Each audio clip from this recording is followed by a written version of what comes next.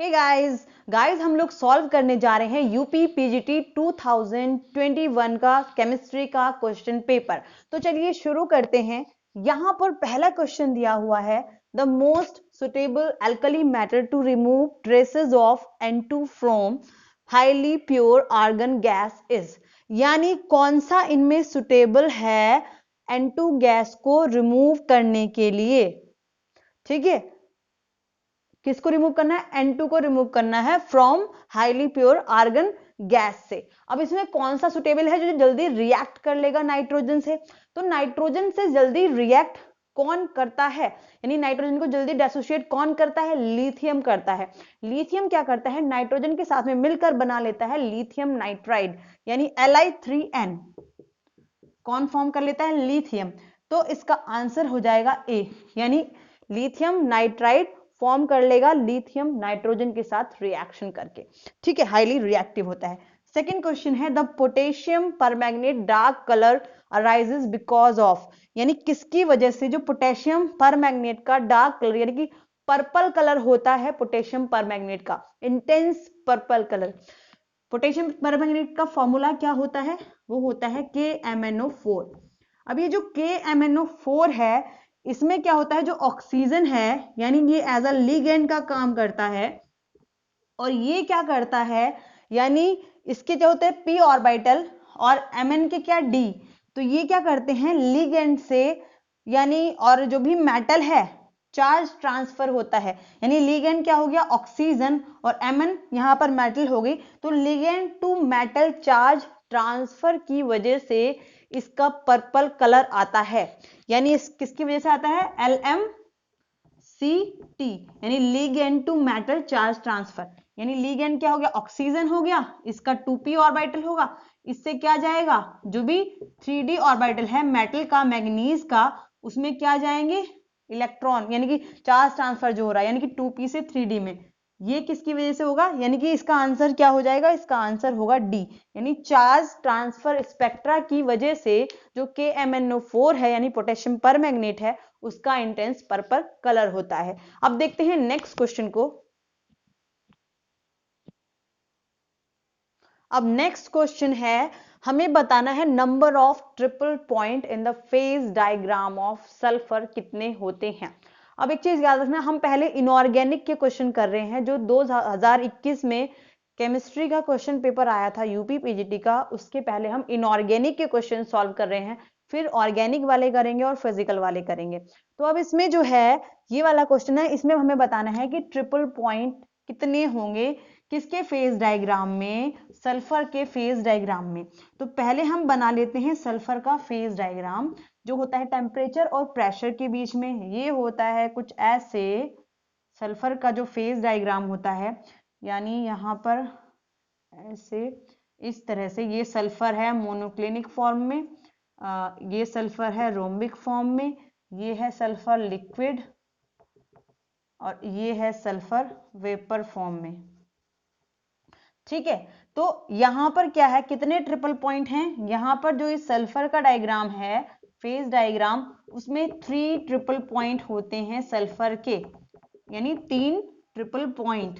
ठीक है, और ट्रिपल पॉइंट क्या होता है? जहां पर जो सारी फेजेस हैं वो एग्जिस्ट करती हैं, को एग्जिस्ट करती हैं, ये ऑल फेजेस को एग्जिस्ट, एक साथ में को एग्जिस्ट करती हैं, तो वो कहलाता है ट्रिपल पॉइंट। तो यहां पर 1 2 3, यानी कि सल्फर के जो फेज डायग्राम है उसमें 3 ट्रिपल पॉइंट होते हैं।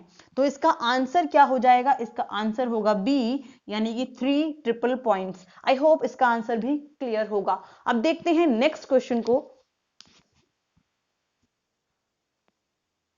अब नेक्स्ट क्वेश्चन यहां पर है, the anodic oxidation in the electrolysis of ice cold H2SO4 between platinum electrodes at high current density gives, यानी जब इसका जो कोल्ड आइस कोल्ड H2SO4 जो 50% दिया हुआ है, इसका इलेक्ट्रोलाइसिस कराते हैं, यानी H2SO4 का हम क्या करा रहे हैं, ये आइस कोल्ड है, इलेक्ट्रोलाइसिस।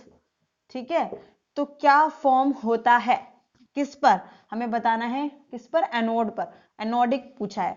तो इसका जब इलेक्ट्रोलाइसिस कराते हैं तो ये फॉर्म करता है, यानी कि कुछ इस तरह से 2H+ फॉर्म होंगे। इसके अलावा नहीं, H+ नहीं, H2, फिर S2O8 2- प्लस 2 इलेक्ट्रॉन, इस तरह से फॉर्म होते हैं। अब ये जो रिएक्शन है कैथोड पर कैसे हो रही है और एनोड पर कैसे हो रही है, तो एट एनोड क्या होता है, पहले एट कैथोड लिख लेते हैं।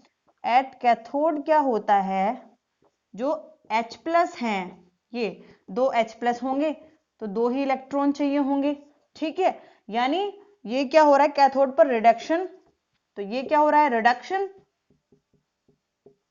ठीक है। और एट एनोड क्या होता है, एट एनोड जो ये HSO4- है, क्योंकि H2SO4 में H+ निकला होगा, HSO4- निकला होगा, ये क्या करेगा, ये बनाएगा S2O8 2-, इस टाइप से बना लेगा, और साथ में क्या निकलेंगे 2 इलेक्ट्रॉन्स निकलेंगे। तो यहां पर जो एनोड है उस पे क्या फॉर्म हो रहा है, एक तरह से H2S2O8 फॉर्म हो रहा है, यानी कि ये दो जो निकले हैं, यानी यहां पर ये होगा H2, ये जो होगा H2S2O8, इस तरह से भी लिख सकते हो H2S2O8, क्योंकि हम वैसे दिखा रहे हैं जो इलेक्ट्रोलाइसिस रिएक्शन, तो मैंने इस वजह से इसको इस तरह से लिख दिया है।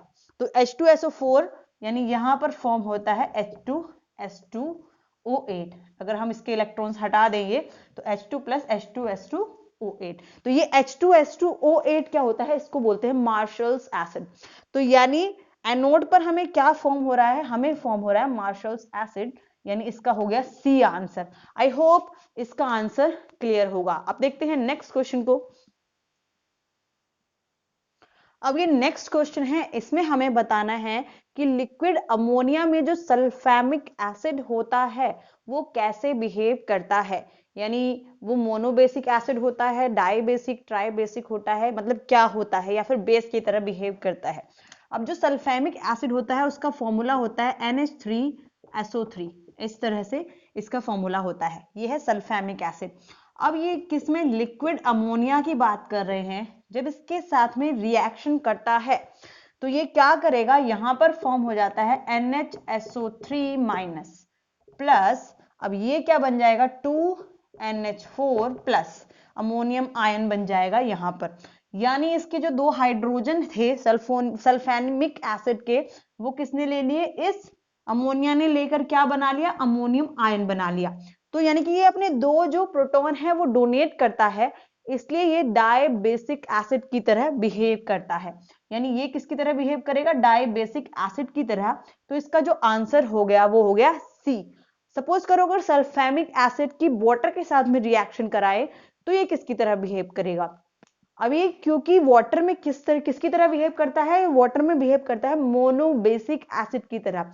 यानी अगर हम इसकी सल्फैमिक एसिड की रिएक्शन किसके साथ कराएं, वाटर के साथ में कराएं, तो ये बनाता है NH2, यहां पर 2 माइनस आएंगे, सॉरी, SO3 एंड माइनस इस फॉर्म में, और ये क्या बन जाएगा H3O+। यानी यहां पर ये किसकी तरह बिहेव कर रहा है, मोनोबेसिक एसिड की तरह, किसमें, वाटर में। लेकिन अमोनिया में किसकी तरह बिहेव कर रहा है, डाइबेसिक एसिड की तरह। अब देखते हैं नेक्स्ट क्वेश्चन। नेक्स्ट क्वेश्चन है कि इसमें से जो हाईएस्ट कोएगुलेटिंग पावर है AS2S3 के लिए किसकी होगी।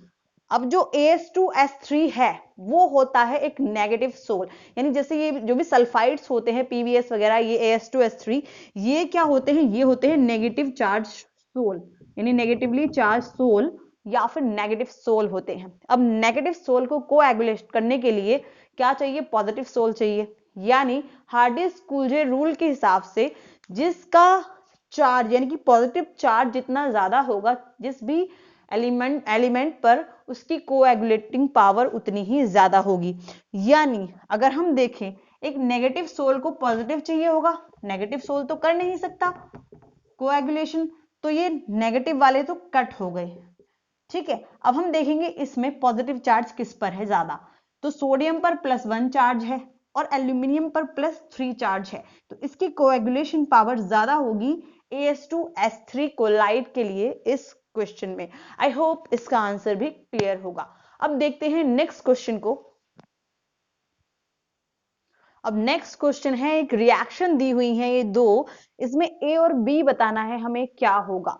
यानी पहली रिएक्शन में जब रिएक्शन करा रहे हैं NaOH की hot and concentrated with Cl2, तो क्या फॉर्म हो रहा है, जब इसकी रिएक्शन कराते हैं हॉट कॉन्सेंट्रेटेड NaOH के साथ में Cl2 की, तो फॉर्म होता है NaClO3। ठीक है, ऐसे ही जब CaOH का होल ट्वाइस यानी कि ड्राई स्लेक्ड लाइम के साथ में क्लोरीन की रिएक्शन कराते हैं तो बनता है कैल्शियम हाइपोक्लोराइड, यानी जिसको बोलते हैं कैल्शियम ऑक्सीक्लोराइड या फिर ब्लीचिंग पाउडर। यानी क्या बनता है, ब्लीचिंग पाउडर। कैल्शियम ऑक्सीक्लोराइड भी बोलते हैं या फिर कैल्शियम हाइपोक्लोराइड भी बोलते हैं इसको। ठीक है, और इसके साथ में CaCl2 बनता है प्लस इसके साथ में वाटर, मींस मेन प्रोडक्ट क्या बनता है, इसमें बनता है ब्लीचिंग पाउडर और पहले वाले में बनता है NaClO3। ठीक है, तो इसका आंसर क्या हो जाएगा, इसका आंसर हो जाएगा ये सी। आई होप इसका आंसर क्लियर होगा। अब देखते हैं नेक्स्ट क्वेश्चन को। नेक्स्ट क्वेश्चन है, हमें बताना है कि जो Re2Cl8 दिख रहा है, हाँ Cl8 माइनस, इसमें कौन सा मतलब बॉन्ड होगा बिटवीन दो Re के बीच में कौन सा बॉन्ड है, यानी कितने बॉन्ड होते हैं दो मेटल्स के बीच में, मेटल मेटल बॉन्ड बताने हैं हमें। पहले तो इसका स्ट्रक्चर पता हो तो बहुत ही आसान है, यानी अगर आपको स्ट्रक्चर पता है कि Re का स्ट्रक्चर क्या होता है, तो इस तरह से Cl Cl Cl Cl Cl Cl Cl Cl, यानी Re2Cl8 इस तरह का स्ट्रक्चर हो जाता है किसका, इसका। और इसके अलावा हम देख सकते हैं जैसे बॉन्डिंग वाले उसमें निकाल के, जैसे कि Re2Cl8 2- है, अगर इसका ऑक्सीडेशन नंबर देखें तो ये 2x प्लस 8 - 1 इक्वल टू -2, यानी 2x बराबर आ जाएगा, अगर हम कैलकुलेट करें इसमें से गया 6, यानी एक Re के लिए +6 ऑक्सीडेशन स्टेट आ जाती है यहां पर। ठीक है, तो अगर हम Re के इलेक्ट्रॉन देखें तो इलेक्ट्रॉन आते हैं इसके 8 D8, यानी कि D8 सिस्टम की हम बात कर रहे हैं। अब D8 सिस्टम में बॉन्डिंग एंटी बॉन्डिंग बना लेते हैं, सिग्मा पाई डेल्टा, फिर anti bonding delta pi delta और सिग्मा डेल्टा, इस टाइप में। ठीक है, तो यहाँ इलेक्ट्रॉन फिल करके देख लेंगे कितने आएंगे, जैसे कि 8 इलेक्ट्रॉन है, 1 2 3 4 5 6 7 8, तो बॉन्डिंग में सारे इलेक्ट्रॉन्स कितने हैं, बॉन्डिंग में ही है सारे इलेक्ट्रॉन जो हैं, तो फॉर्मूला होता है n bonding minus n anti bonding. ठीक है, जब बॉन्ड ऑर्डर निकालते हैं डिवाइडेड बाय 2, तो बॉन्डिंग में कितने हैं, 8 हैं, तो 8, एंटी बॉन्डिंग में एक भी नहीं है, डिवाइडेड बाय 2, यानी कि 4 आ गया इसका बॉन्ड ऑर्डर। यानी कि इसका मतलब कितने होंगे इसमें Re के बीच में बॉन्ड, 4 बॉन्ड होंगे। तो इसका आंसर क्या होगा, क्वाड्रिपल बॉन्ड बिटवीन Re यानी कि दो Re के बीच में क्वाड्रिपल बॉन्ड होगा Re2Cl8 2- में। आई होप इसका आंसर क्लियर होगा। अब देखते हैं नेक्स्ट क्वेश्चन को।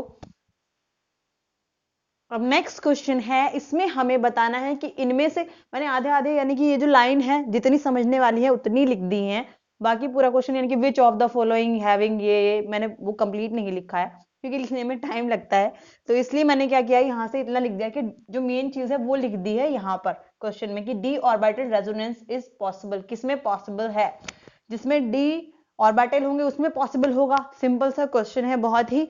अब यहाँ पर आपको पता है ना ही कार्बन में डी ऑर्बिटल होते हैं ना ही फ्लोरीन में, तो ये तो आंसर है नहीं, ना ही कार्बन ना ही हाइड्रोजन, कार्बन हाइड्रोजन फ्लोरीन किसी में भी नहीं होते हैं, यहाँ पर किस में होते हैं, Cl में होते हैं। ठीक है, तो जो CCl3 है वो क्या शो करता है, वो डी ऑर्बिटल रेजोनेंस शो करेगा, क्योंकि क्लोरीन के पास क्या होते हैं, डी ऑर्बिटल होते हैं। तो इसका आंसर हो गया बी। अब देखते हैं नेक्स्ट क्वेश्चन को। हमें बताना है metallo enzyme do not contain zinc, यानी इनमें से कौन सा ऐसा मेटेलो एंजाइम है जिसमें जिंक नहीं होता है। तो हमें पता है कि जो नाइट्रोजनेज होता है उसमें क्या होता है, आयरन होता है। नाइट्रोजनेज में क्या होता है, आयरन होता है, एक आयरन में, और इसके साथ में मोलिब्डेनम और होता है एज अ जो है मॉडरेटर। तो यहाँ पर नाइट्रोजनेज में क्या होता है, आयरन होता है, और मॉलिब्डेनम भी होता है इस नाइट्रोजनेज एंजाइम में। तो इसका आंसर हो जाएगा सी, यानी कि नाइट्रोजनेज ऐसा होता है जिसमें जिंक नहीं होता है। आई होप इसका आंसर भी क्लियर होगा। अब देखते हैं नेक्स्ट क्वेश्चन को।